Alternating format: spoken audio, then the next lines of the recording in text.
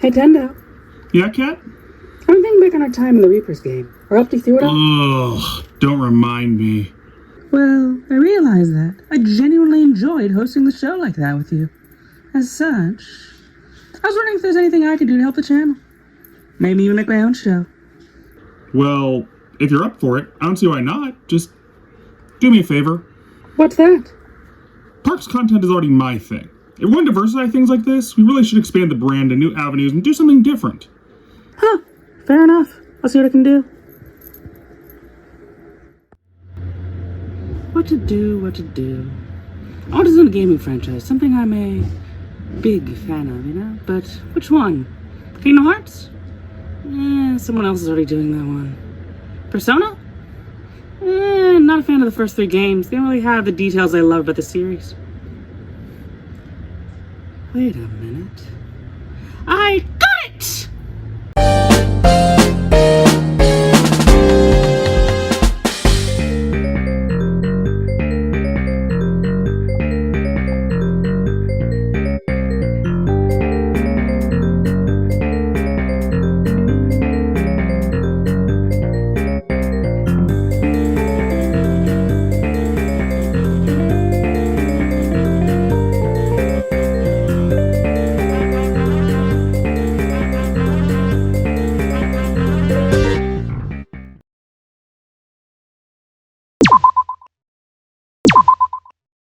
Hello, and welcome to Catganronpa, my new show where we'll be exploring the entire Danganronpa game series, piece by piece. This series has been quite the influential one on me, quickly becoming one of my favorites after first discovering it years ago due to a bizarre fan-made mashup video where the cast of Danganronpa 1 and 2 came together in the style of the Persona Q intro. The series' knack for fun and well-developed character writing, not to mention its mind-bending, uniquely plotted murder mysteries, have made me quite the enthusiastic fan of the franchise and all it has to offer. So, I thought, why not share all of it with you and give me a chance to gush about this series I love, while also being quite critical of its lesser areas. As such, let's get right into things and start with some history. The first game was the brainchild of a well-known Spike Chunsoft game director named Kazutaka Kodaka, who came up with the idea of a murder mystery-focused game to get away from his streak of action-adventure titles that he felt were getting a bit formulaic. The original concept would have seen a much darker project called Distrust, which would have been inspired by the Saw series and had multiple choice-based story paths. But the higher-ups weren't a fan of the tone, especially given the fact that the game's cast were made up of high school students.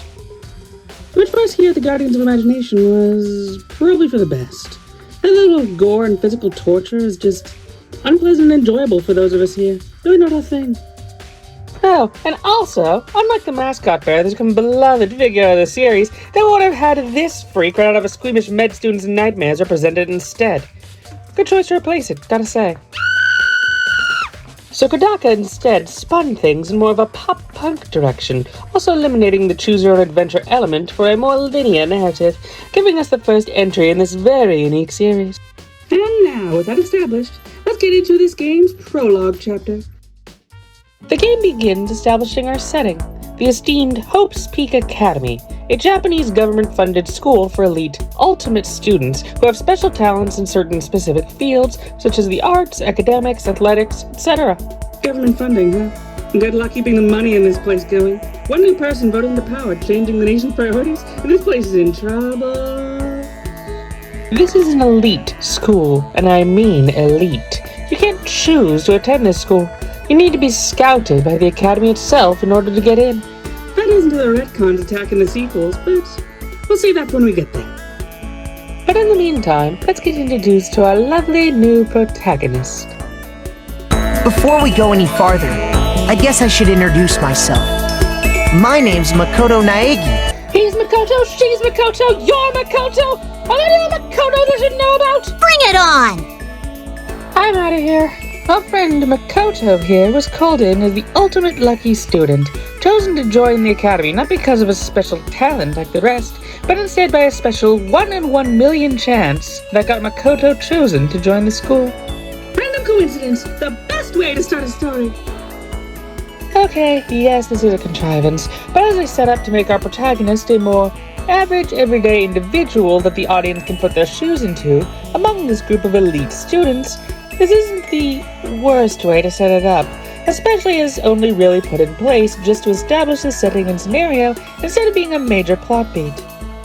Anyway, after doing a bit of research on Makoto's future classmates, heads off for his first day at the academy. So Makoto's just gonna walk in and see the school before him, the new potential of life in this wacky school, actually leading to some crazy shenanigans in this slice of life school story, right? Absolutely nothing can go wrong. Oh no, it all went wrong! So, after passing out, Makoto wakes up in one of the school's classrooms. The windows are bolted shut, cameras have been placed around the area, and a pamphlet has been left by our side reading, "The next semester is about to start. Starting today, this school will be your entire world." Wow, small world. Parks are my thing! Hey, it makes sense in context, shut up! We leave the classroom and head for the hallway, heading off to explore the facility before us. Hopefully they at least get better beds somewhere than a frickin' school desk. Jeez. And heading into the main hall, we come across our fellow cast members all brought together in this moment for introductions. And sad to say, this part is handled a little clumsy. You see, this is quite the large cast, made up of 15 different characters, all of whom you need to remember because they'll be important to the story in some capacity. So introducing them all at once together in the same room can be a lot to take in and make it difficult to really get to know them individually early on. Luckily, this is a problem that the later games in the series took note of and made efforts to avoid in future entries, so I don't hold it against the game too much. Listen to me! Oh, someone called proctologist, because you have a gigantic stick up your ass. But anyway, let's get started introducing the large cast of characters. Are you ready? Here we go! Kiyotaka Ishimaru, or Taka for short, the ultimate moral compass, or alternate hall monitor in the original Japanese version. Let's work together on our educational crusade! Crusader, huh? Well then, perhaps time for a bit of an educational reformation. Toku Fukawa, the ultimate writing prodigy, and... Okay, girl's got some self-image issues, but she's actually kinda cute. But keep an eye out. Might be something going on there. Sayaka Maizono, the ultimate idol, who's given a bit more focus with a connection to our protagonist's past, being an ex-classmate of his. Wait, an idol connected to the color blue? Oh god, someone protect this girl, this will not end well. On to number 4, Leon Kawata, ultimate baseball player. A guy who thinks that this face is a plot point to make her an introduction. Seriously, just what the hell, man? Hifumi Yamada, the ultimate fanfic creator. Born in the original Japanese, the ultimate doujin author, and yeah. There's a reason this guy's one of the least popular characters in the franchise. Ugh. Aoi Asahina, or Hina for short, the ultimate swimmer. A character who had a lot of facets and interesting nuances to her in terms of interest, characterization, and personality. I've mostly flanderized into 2 of them in most fan work appearances.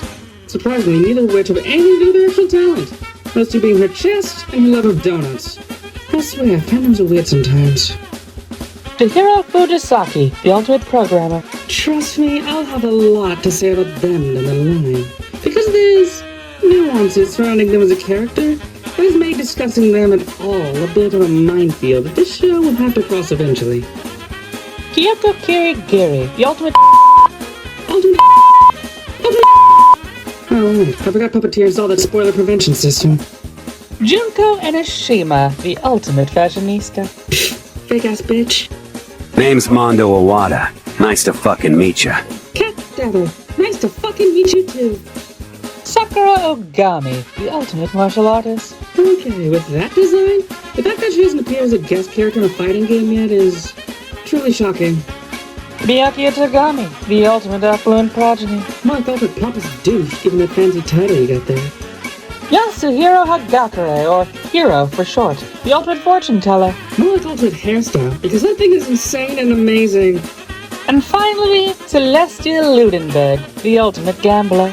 A girl with some expensive gothic taste. Good God, that whole look just screams expensive. Indeed, this is quite the varied cast of characters we have here. No one seems like a repeat of the others, and everyone has a distinct aura and personality that only really they hold in this cast. This is a pretty decent group that's definitely worth exploring. Anyway, it would seem through our collective conversation that all of us were knocked unconscious upon arriving at the school. None of our circumstances were unique in this regard. Damn, this school takes opening day hazing for new students pretty seriously.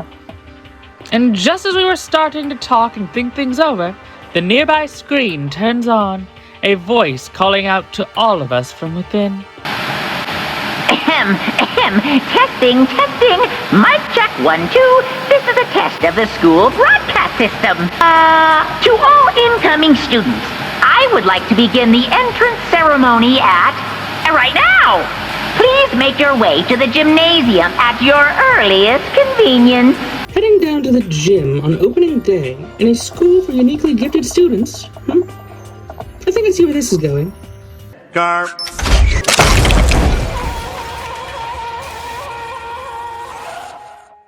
Actually, what happens when we enter the gym Is the main event.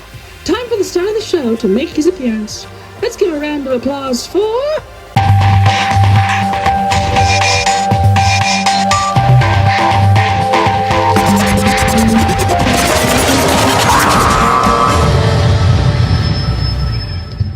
Monokuma, ladies, gentlemen, NBs. Let's give this homicidal bear a big hand. Stop stealing my old jokes! Make them better when we try to improve them. Fuck you! Yes, Monokuma, the mascot and host of this franchise, the Chris McClane to this story's total drama. This little beast has proven over the years to be quite the beloved figure of the franchise, with his trademark dark humor and cute yet threatening nature. Truly, this franchise couldn't have asked for a better mascot. Certainly improvement on the beta design, just... ugh. And with this, Monokuma establishes the base premise of the series, as he declares that everyone there will be trapped in the school until death. Something that naturally shakes the students to their core. And fair enough. The idea of being trapped in high school forever just... ugh, not pretty. However, there is a way out of the school. Murder another student and get away with it. Naturally, an idea that instills fear in everyone, now nervous about who they can trust. Yeah, this is a pretty dark story element that, while fun and interesting as a setup, doesn't lead to the most appropriate jokes in today's political climate, so... My name's a pun, moving on. In his anger, Mondo grabs Monokuma, threatening to beat him to a pulp, only for Monokuma to start beeping. Beeping bear's bad business, bro. Beat it! And yes, Monokuma explodes, Mondo just barely avoiding being harmed by throwing him into the air before he goes off, only for another Monokuma to appear seconds later. Guess something gotta blow up in this room. Where else would we set the bomb enemy to respawn here? Actually, he explains that the explosion was just a warning, as any further harm inflicted upon him or his equipment will be met with punishment of a lethal variety. Mr. Chekhov? Keep it on you. To follow up, Monokuma gives each of the students a student handbook, datapads that provide information on the school to help with a variety of tasks. So, free room, free board, and access to technology to play with. All I need to do is keep an eye out in case someone wants to kill you. Honestly, hard to tell if it's better or worse than the horrors of modern capitalism. And with that, the opening comes to an end, as everyone looks towards one another in fear, now concerned and nervous, not knowing who to trust among this cast of near strangers. This opening is great. While the character intros were handled a bit clunkily, the overall vibe and setup was well established here. Creeping tension slowly building up over this dark scenario, mixed in with a bit of fun dark humor from our quirky cast of characters and demented headmaster. This opening firmly establishes the tone in the best way possible, and I'm excited to explore how it utilizes that tone as we go forward. Tune in next time as we tackle Chapter 1. Our first case, and the unique, interesting writing that really throws things through a loop in the best way possible. See you next time, students.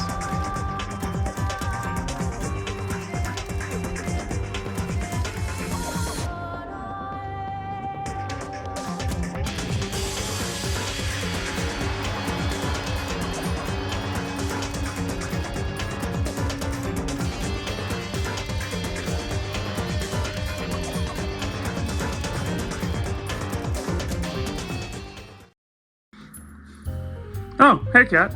Oh, hey, Tendo. I saw your new video, by the way. What do you think? I enjoyed it. I thought it was dang good. You should keep it up. It's an idea for a series. Oh, thank you.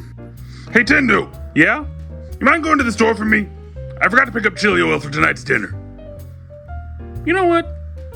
I'm not busy. Why not? There's a great, big, beautiful tomorrow shining at the end of every... What was that?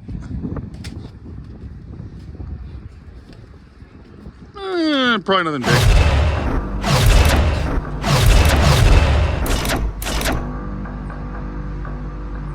Oh, little seal out alone. How foolish of you. Frick no!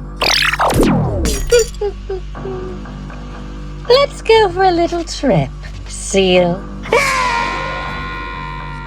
Tendo!